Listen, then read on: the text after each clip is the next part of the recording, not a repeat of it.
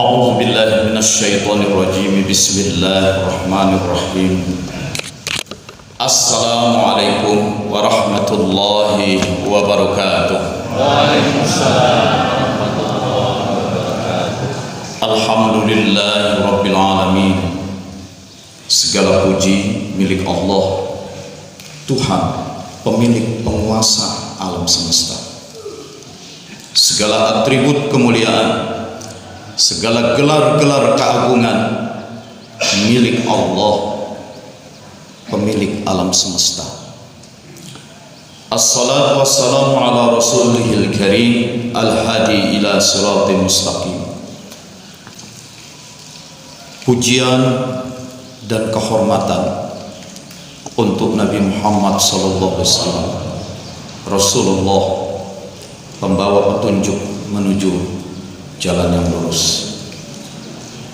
Allahumma ftah lana bi futuhil arifin. Ya Allah, bukakanlah untuk kami segala hal yang telah Kau buka bagi hamba-hambamu yang arifin, yang penuh dengan kearifan, yang mendalam dalam ma'rifah, seperti para nabi dan rasul, para ulama dan aulia.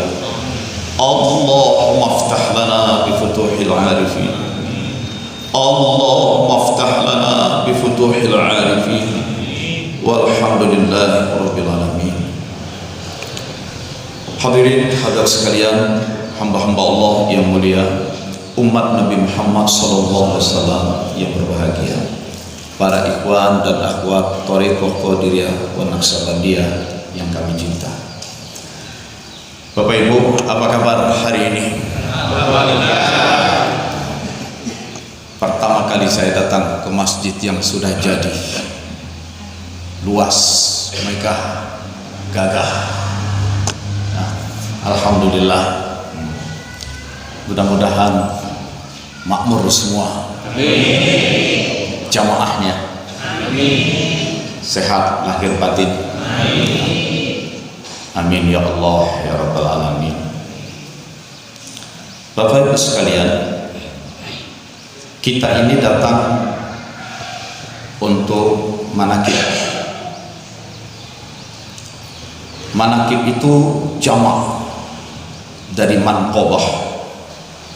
Manqobah itu artinya kisah-kisah keteladanan para tokoh ulama, terutama tokoh para wali.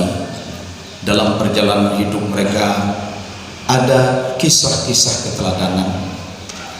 Karena itu manaqib tidak selalu berisi ucapan-ucapan beliau.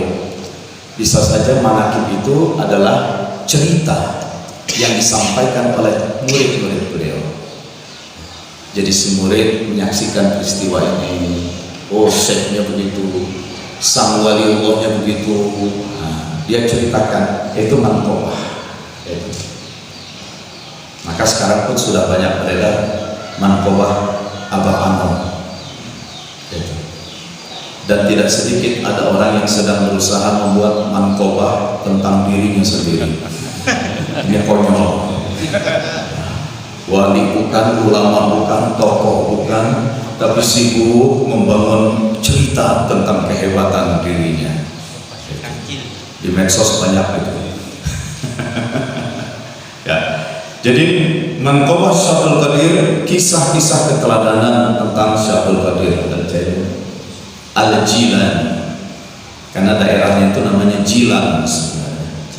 Jilan itu daerah Persia, ya, daerah Persia di pinggir Danau Kaspi. Nah, dengan kita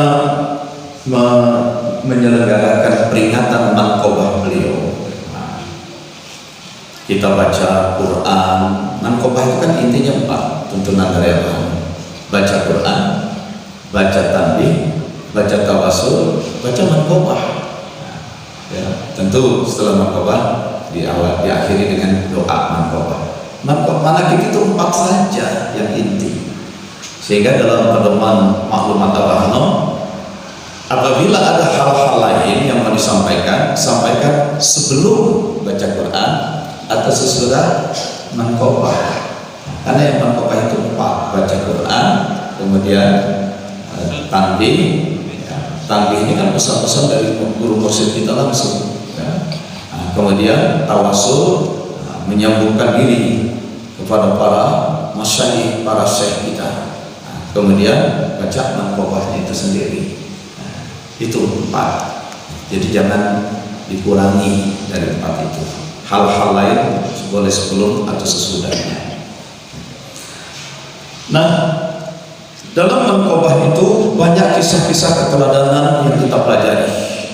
Yang tadi dibacakan mengkobah kalau dalam buku itu ya, nomor 39, nomor 40. Tapi nanti ada buku manaqib yang lain lagi, versi lain, tebal. Itu lebih banyak lagi mengkobahnya, sampai hampir 1000-an. Nah, yang biasa dipakai di Suryalaya sudah dipilih mana-mana yang guru mursyid kita sampaikan ini untuk dijadikan keteladanan kita. Jadi buku manaqib itu bukan satu-satunya manaqib tentang Syekh Abdul Qadir Al-Jilani, banyak versinya gitu. Di bulan Muharram yang dibaca itu biasanya nomor 39-40. Di 39 itu dijelaskan, aku diberi buku yang berisi catatan panjang murid-muridku sampai hari kiamat nanti. Sebenarnya kan bukan hanya Syekh Abdul Qadir yang diberi buku, kita semua juga kan diberi buku. Di sebelah kanan kita, sebelah kiri kita selalu ada malaikat. Ya. Ma yalfizu min qawlin illa raqibun atid. Itu illa ladaihi raqibun atid. Manusia itu di sebelah kanan dan kirinya selalu ada malaikat yang mencatat. Kita menyebutnya raqibun atid. Jadi punya catatan. Dan setelah badan kita mati, roh kita wafat, diwafatkan, dibawa ke alam barzakh, dan setelah kiamat nanti dikumpulkan di hadapan Allah. Dan ketika ruh dihadapkan di hadapan Allah, yauma nad'u kulla unasin bi imamihim. Pada hari itu setiap insan, setiap orang dipanggil berdasarkan imamnya masing-masing. Itu. Jadi ada satu barisan Nabi Muhammad SAW di depan beliau, atau kalau Nabi Muhammad menghadap Allah begitu, di belakang beliau seluruh umat Nabi Muhammad. Dan umat Nabi Muhammad itu terbagi-bagi lagi mengikuti imamnya masing-masing, terutama para mursyidnya. Jadi kalau kita lihat tentara dalam upacara hari angkatan, hari TNI ya, ada komandan upacaranya. Nah, di sini ada batalion ini, tiap batalion di depannya ada komandannya lagi, ada komandannya. Seperti itu. Kita semua nanti menghadap Allah dipanggil berdasarkan imam masing-masing. Itu.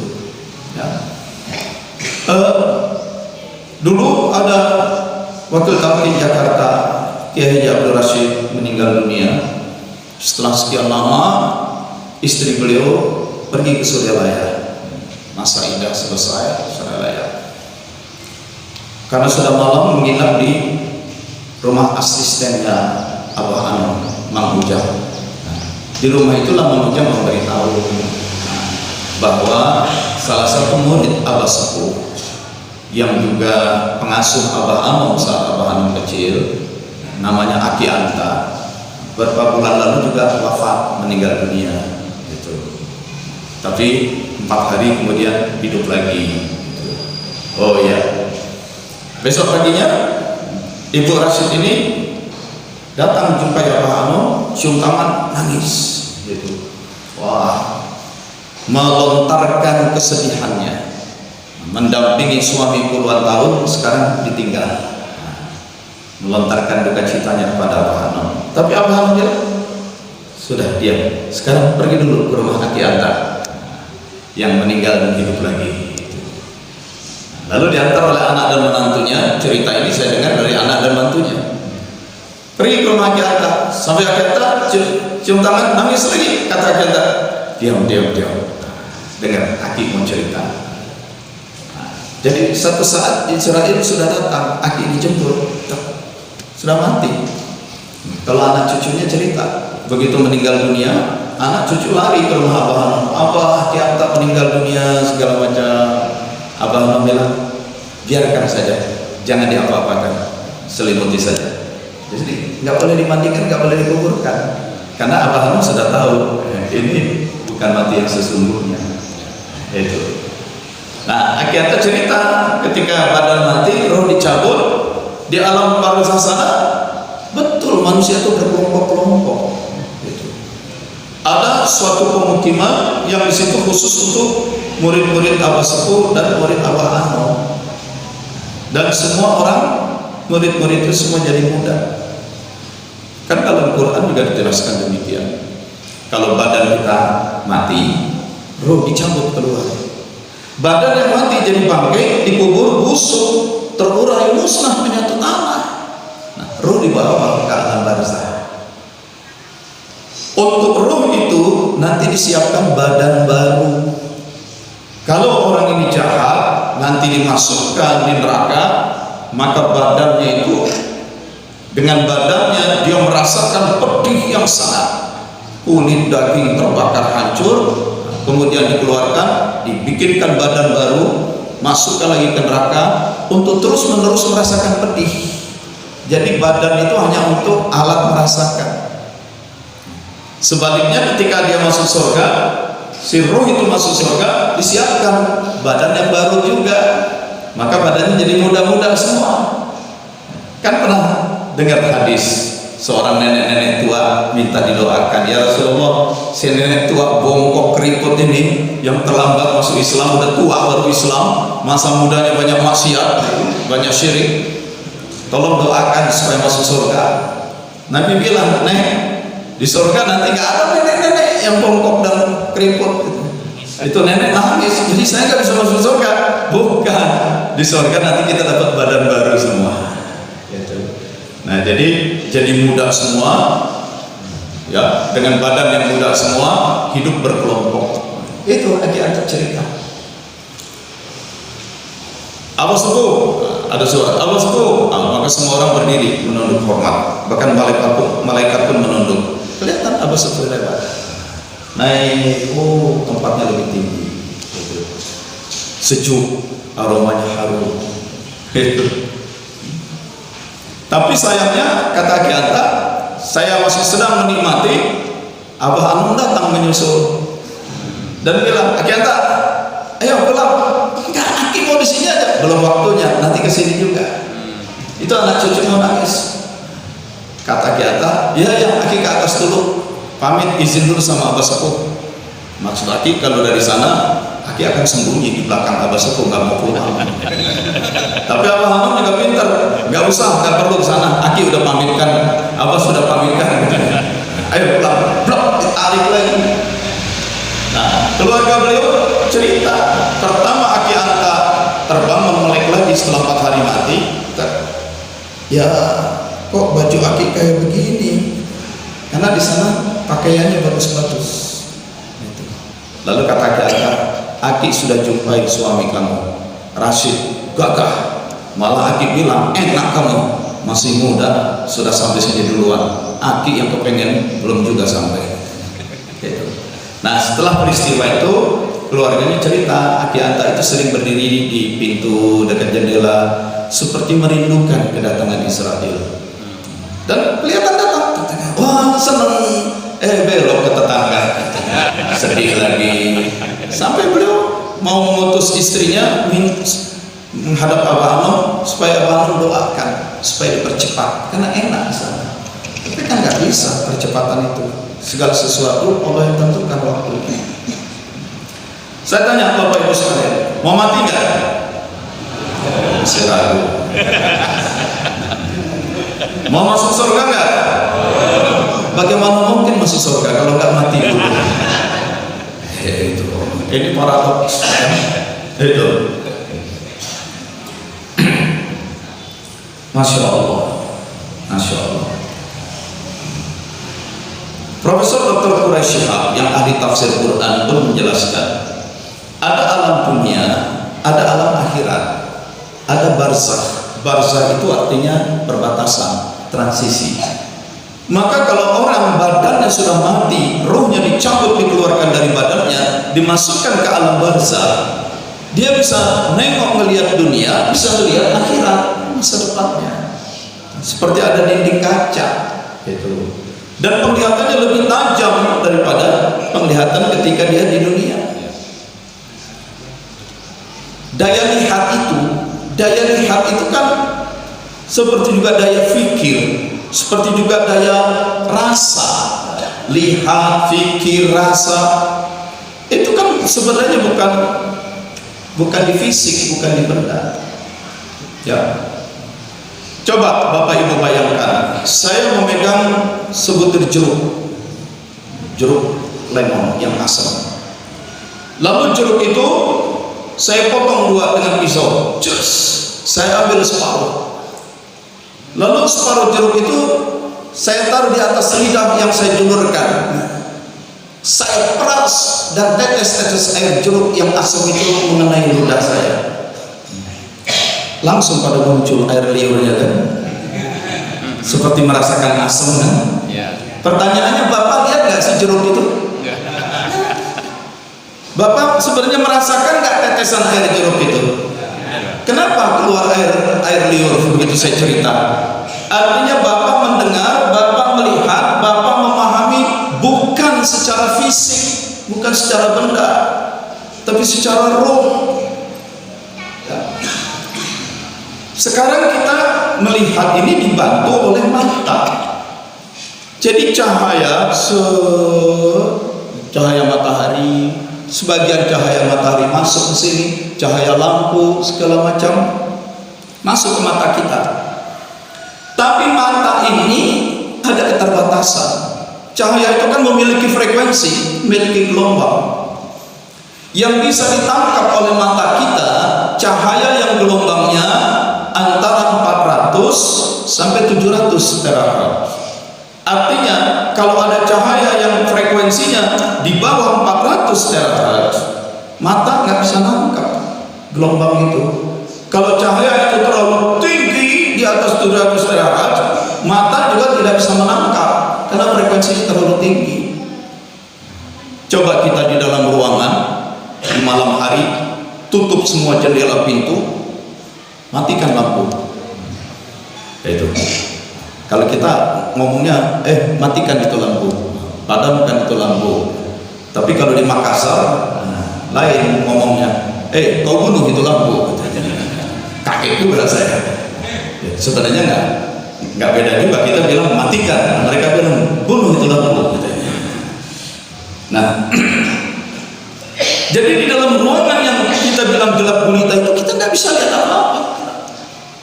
Sebenarnya ada cahaya di dalam ruangan itu, tapi cahayanya terlalu rendah sehingga mata kita nggak bisa menangkap. Nah, di dalam ruangan itu pun kita lepas ular dan tikus.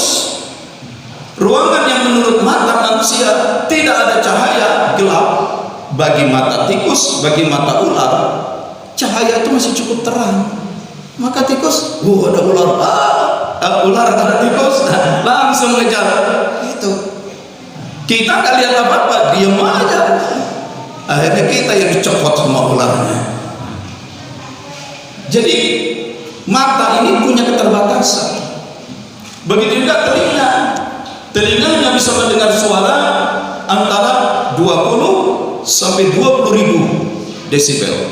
Itu ukuran frekuensi suara. Kalau frekuensi suara terlalu tinggi atau terlalu rendah, ini nggak bisa dengar. Itu. Pernah beli alat mengusir tikus yang begitu di on pakai listrik, cetrek, nging, itu bisa di setel. Tinggikan frekuensinya, nging, tinggi sekali sampai nggak ada dengaran. Telinga kita tidak mendengar karena frekuensinya terlalu tinggi. Tapi tikus mendengar suara tinggi yang begitu menyakitkan, dia lari dari rumah kita.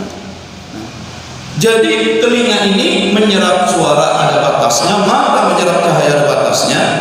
Tetapi ketika ruh jiwa kita dicabut keluar dari badan, maka ruh melihat, mendengar, merasakan tanpa dibatasi oleh batas-batas fisik. Karena ruh sudah keluar dari badan, dia sudah tidak dibatasi oleh daya pendengaran, dia tidak dibatasi oleh daya penglihatan. Ruh itu yang kata Quraisy di alam barzakh, penglihatan manusia itu justru lebih tajam.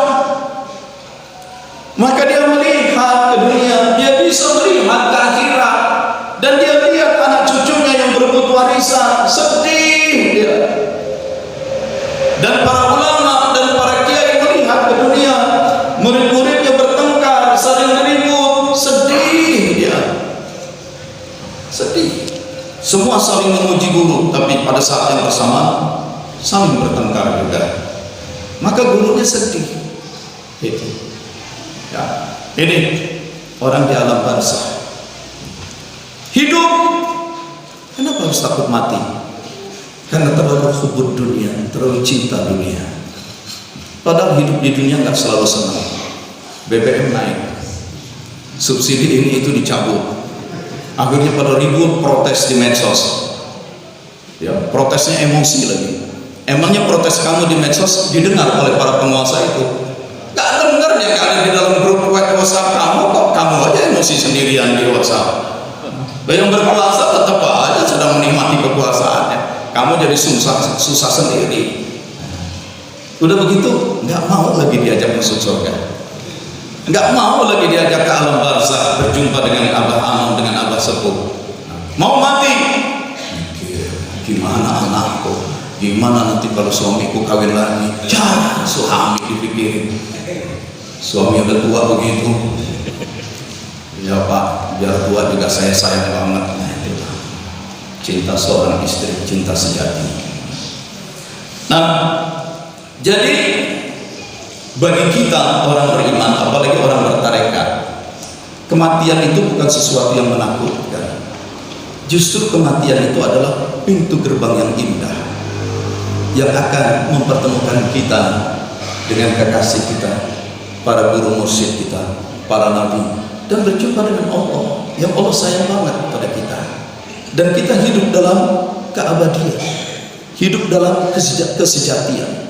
Sejati itu tidak ada palsunya, tak ada lagi dusta di antara kita. Beruntunglah orang-orang yang pernah dikasih kesempatan ngintip alam barzakh. Musim Covid kemarin itu banyak orang yang diberi kesempatan ngintip alam barzakh. Guru saya Profesor Dr. Amin Suma, ahli fikih, 39 hari di ICU dengan segala macam kabel selang ditusukkan ke badannya, puluhan kapsul dia minum. Wah, setelah sembuh kita datang ke rumahnya, beliau bilang semua pengalaman akan saya tuliskan menjadi buku. Selesai memang jadi buku, tapi ada satu pengalaman yang saya tidak berani menuliskannya. Karena saya profesor dalam bidang fikih, sedangkan itu sesuatu yang di luar fikih. Bagaimana saya menjelaskannya? Jadi sesuatu yang sangat spiritual, saya nggak berani. Itu. Nggak lama kemudian saya kena Covid. Kena Covid itu di Jogja lagi waktu itu. Nggak tahu apa habis ketemu Pak Dim saya kena Covid, atau karena habis ketemu Pak Dim juga kena Covid dan saya nggak tahu waktu itu siapa yang duluan. Itu. Ketemu juga dengan pengurus-pengurus yang lain, sesepuh yang lain. Ya. Satu keluarga lagi, saya sedang bersama keluarga pergi ke rumah sakit ini tengah malam. Pasien menggeletak di lobi, di tempat kamar penuh, di gang rumah sakit buka seluruh Yogyakarta, sekian puluh rumah sakit penuh. Waduh, itu. Lalu saya ke situ juga bawa anak keluarga, bagaimana? Tapi kan nggak mungkin berlama-lama di hotel. Kalau hotel tahu, kita pun diusir keluar hotel. Mau kemana? Gitu. Mau pulang di Jakarta, naik kereta api, masuk stasiun aja udah diperiksa, demam semua, nggak bisa masuk. Begitu juga mau naik pesawat terbang, tahu sampai nekat. hubungi teman-teman, ada teman yang punya pesawat jet pribadi. Oke, saya jemput pakai pesawat jet pribadi. Sewa, bayar ya? Oke, bayar dengan harga khusus. Udah harga khusus kasih diskon pun masih 70 juta coba. Ya nggak apa-apa lah, sekali-sekali satu keluarga naik jet pribadi gitu. Jetnya udah mau dikirim ke sini, tapi dapat info kami masuk lapangan terbang pun nggak bisa karena diperiksa demam. Jadi gimana coba? Beruntung ada kawan di Jakarta yang usahanya rental mobil. Satu mobilnya ke Jogja, akan pulang ke Jakarta kosong. Nah, sudahlah, pakai mobil dia. Gitu. Sampai sana semua satu keluarga. 7 hari dunia itu hilang. Saya nggak merasakan hidup. Karena bangun atau dibangunin hanya untuk wudhu, sholat, makan, minum obat, plek lagi tidur lagi. Hanya itu saja.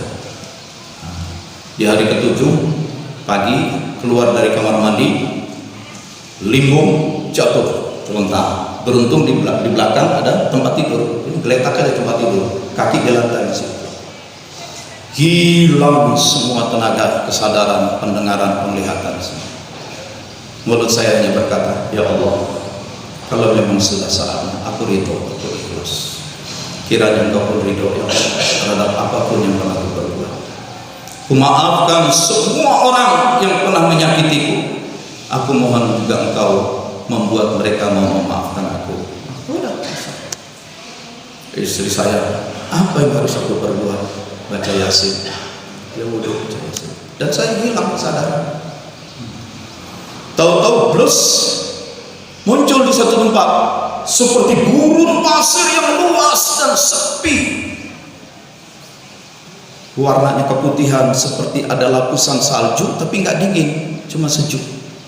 Saya bengong, di mana ini? Ada suara menjawab langsung ke batin saya. Inilah alam barzakh. Alhamdulillah. Berarti sakratul mautku gampang. Berarti aku udah lolos ke situ. Syukur dong. Datang kereta, semacam kereta kencana, tapi nggak pakai roda, melayang. Ada suara batin lagi naik. Saya duduk, tengok, istri saya pun lagi celingukan, tengok-tengok lagi bingung dia. Saya lompat turun, saya tarik. Ayo ikut. Saya bertanya, mau kemana ini? Suara jawaban langsung ke batin, ke tempat kamu. Sampai di suatu tempat indah sekali, karpetnya tebal. Saya duduk sengaja selonjorkan kaki tangan ke belakang untuk merasakan empuk dan halusnya permadani itu. Sambil ngomong, kamar mandinya mana? Aku kan termasuk beser, gampang pipis. Suara batin, di sini tidak ada najis, tidak ada najis, tidak ada kotoran, nggak perlu kamar mandi. Tengok lagi, dapur mana kalau aku pengen makan? Suara batin lagi, mau makan apa? Aku senang buah. Langsung ada macam-macam buah. Baru ambil satu, terasa puas. Oh, enak, cukuplah. Batin bilang cukup, itu pun hilang. Jadi apa yang kita mau, apa yang kita perlukan muncul. Kita rasa tidak perlu, hilang. Saya tanya, saya dan istri saya, oh gitu cari orang-orang tua kita. Ya. Ketemu ayah saya, senyum-senyum. Tapi saya julurkan tangan mau salaman nggak bisa, ada semacam tirai kaca. Saya bilang, kok begini Pak? Iya, memang di sini begitu. Tiap-tiap orang ada tempatnya sendiri-sendiri. Tapi hari Jumat kita bisa jumpa. Mak, mana mak? Sana ketemu ibu saya senyum. Mertua cari. Ada suara hari Jumat. Kumpul. Orang jalan satu tempat, saya pun ikut aja jalan karena belum pengalaman kan, baru kali itu. Wah, ini apa? Oh, ini rombongan Abah Ano. Oh, Abah Ano. Ini orang-orang yang pernah dulu saya jumpa di dunia. Betul, muda-muda, bajunya bagus-bagus. Terus saya maju ke depan, kelihatan Abah Ano. Saya mengangguk senyum. Tapi cuma sampai di situ. Terus blok. Lama-lama terdengar suara istri saya baca Yasin dan ada yang dibaca salah, maka otomatis mulut saya memperbaiki.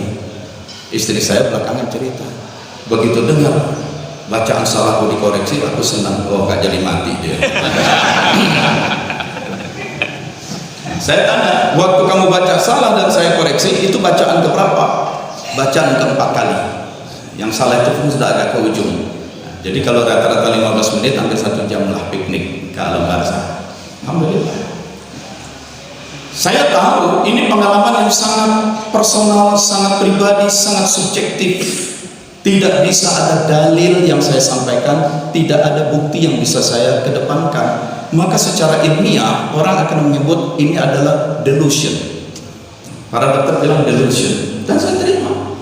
Saya ketemu dengan para ilmuwan, ini delusion ya. Cuma saya bilang, kalau yang disebut delusion itu yang mengalami ratusan orang dan semua sama, nah, itu kan menurut ilmu periwayatan hadis mutawatir. Artinya bisa dijadikan pegangan, karena nggak ada untungnya orang cerita bohong soal begini. Ngapain? Karena semua sama. Itu. Jadi, alam barzah buat ahli tarekat enak Pak, Bu. Nggak usah ngaku. Mau mati nggak? Mau. Mau mati nggak? Mau. Aminkan doa saya. Ya Allah. Mati adalah sesuatu yang pasti.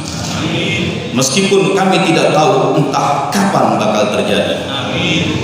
Bila memang sudah tiba saatnya Engkau memanggil kami, ya Allah, berikanlah kepada kami kematian yang mudah dan indah. Jauhkan kami dari kematian yang menyusahkan dan menghinakan. Amin ya Allah. Itu. Mohon maaf kalau saya salah, tapi sudah puluhan tahun saya tanya pada ulama, benar juga nggak terdapat tuh hadis bahwa Nabi berdoa minta panjang umur.